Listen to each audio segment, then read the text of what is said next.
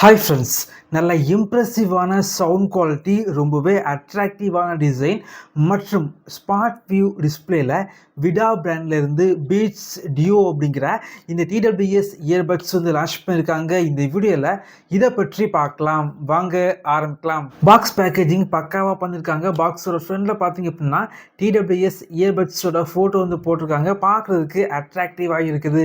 பாக்ஸோட பின்னாடி பார்த்தீங்க அப்படின்னா இதோட ஸ்பெசிஃபிகேஷன் எல்லாமே ஹைலைட் பண்ணியிருக்காங்க. பாக்ஸ் ஓப்பன் பண்ணால் உள்ளாடி TWS type C charging cable, அதுக்கப்புறமா இந்த டிடபிள்யூஎஸ் இயர்பட்ஸ் கேரி பண்ணுறதுக்காக ஒன்று கொடுத்துருக்காங்க. அதுக்கப்புறமா ஒரு கார்டு இருக்குது. அது ஸ்கேன் பண்ணிங்க அப்படின்னா யூசர் மேனுவல் டவுன்லோட் பண்ணிக்கலாம்.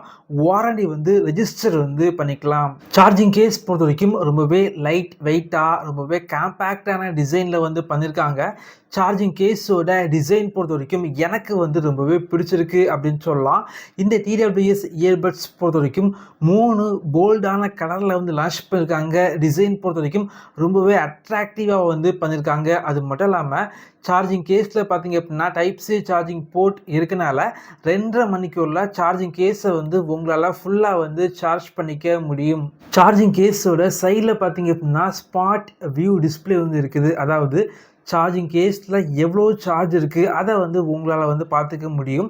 இது பார்த்திங்க அப்படின்னா ரொம்பவே நல்லா இருந்துச்சு அப்படின்னு சொல்லலாம். அது மட்டும் இல்லாமல் இதோட இயர்பட்ஸ் பொறுத்த வரைக்கும் ரொம்ப லைட் வெயிட்டாக, ரொம்ப சின்ன இயர்பட்ஸாக இருக்கனால காதுக்கு பார்த்திங்க அப்படின்னா ரொம்பவே பெர்ஃபெக்டாக ஃபிட் ஆகுது அப்படின்னு சொல்லலாம். நீங்கள் ட்ராவலில் யூஸ் பண்ணால் கூட காதில் பார்த்திங்க அப்படின்னா இயர்பட்ஸ் கீழே ட்ராப் ஆகாது.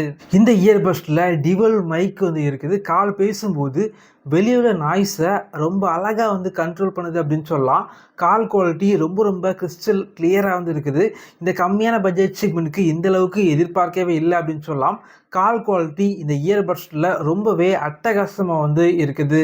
பேட்டரி லைஃப் பொறுத்த வரைக்கும் சார்ஜிங் கேஸ் மற்றும் இயர்பட்ஸ் ரெண்டுமே சேர்த்து 40 மணிக்கூர் பேட்டரி லைஃப் உங்களுக்கு கிடைக்குது. இயர்பட்ஸை ஒரு வாட்டி முழுமையாக சார்ஜ் பண்ணிங்க அப்படின்னா நார்மல் யூசேஜுக்கு 8 மணிக்கூர் ப்ளேபேக் கிடைக்குது. இந்த இயர்பட்ஸுக்கு IPX4 ரேட்டிங்ஸ் இருக்குது. இயர்பட்ஸில் டச் ரெஸ்பான்ஸ் எல்லாமே நல்லா தான் இருந்துச்சு. ஏதாவது ஒரு இயர்பட்ஸ் நீங்கள் 4 வாட்டி டேப் பண்ணிங்க அப்படின்னா கேமிங் மோட் ஆக்டிவேட் ஆகுது. இந்த இயர்பட்ஸில் 45 மில்லி செகண்டில் லோ லேட்டன்சி இருக்குது. கேம் விளையாடும் போது ஆடியோவில் லேக் எதுவுமே இல்லை. இந்த இயர்பட்ஸ் பொறுத்த வரைக்கும் கேமிங்க்கு நல்லா தான் இருந்துச்சு. இந்த இயர்பட்ஸில் 10 மில்லிமீட்டர் டிரைவர் யூஸ் பண்ணியிருக்காங்க.